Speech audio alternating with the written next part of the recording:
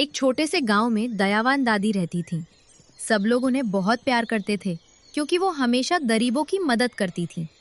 अगर किसी के घर खाना नहीं होता तो दादी रात में चुपके से खाना रख जाती थीं। अगर कोई बीमार होता तो दादी जंगल से जड़ी बूटी लाकर इलाज करती थीं। गांव के बच्चे हमेशा कहते थे, हमारी दादी तो जादू जानती है। लेकिन गांव में कुछ लोग कहते थे, दादी के पास कोई रहस्य है। उसी गांव के अंदर 3 दोस्त रहते हैं, अर्जुन, मोहन, चिन्नू।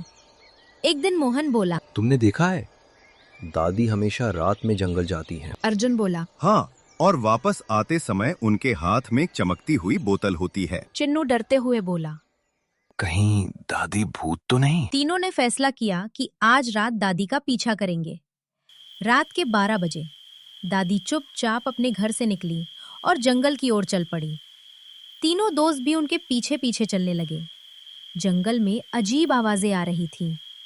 हू, सर। चिन्नू डर के मारे बोला। मुझे अच्छा नहीं लग रहा। लेकिन अर्जुन बोला। अब तो पता लगा कर ही रहेंगे। फिर वो तीनों ने दादी के पीछे चलना शुरू कर दिया। जंगल के बीच में एक पुराना बड़ा पेड़ था। दादी उसके सामने खड़ी हो गई और धीरे से बोली, जंगल की शक्ति, गरीबों की रक्षा करो। अचानक पेड़ चमकने लगा। तीनों दोस्त छुपकर ये सब देख रहे थे। फिर पेड़ से चमकती हुई रोशनी की बोतल बाहर आई। दादी बोली, इस जादुई रोशनी से गांव वालों की मदद होगी। उन्होंने बोतल से रोशनी निकाली और उसे एक छोटे थैले में भर लिया। अर्जुन धीरे से बोले, तो दादी जादूगर हैं। मोहन बोला। लेकिन ये जादू अच्छा है। अचानक जंगल में जोर की हंसी गूंजी। एक काला साया पेड़ के पीछे से निकला। वो बोला, ये जादू मेरा है, कोई इसे नहीं ले सकता। दादी ने बच्चों को देख लिया और बोली, भागो यहाँ से। काला साया बच्चों के पीछे दौड़ने लगा। तीनों दोस्त डर के मारे भागने लगे। लेकिन तभी दादी ने जादुई रोशनी हवा में फेंकी। पूरे जंगल में तेज रोशनी फैल गई।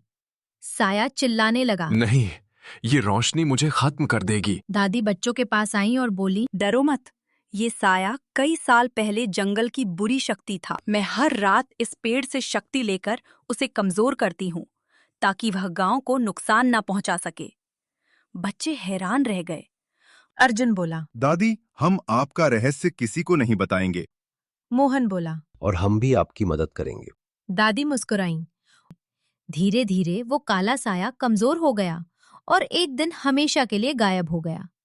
गांव में फिर से खुशियां लौट आईं।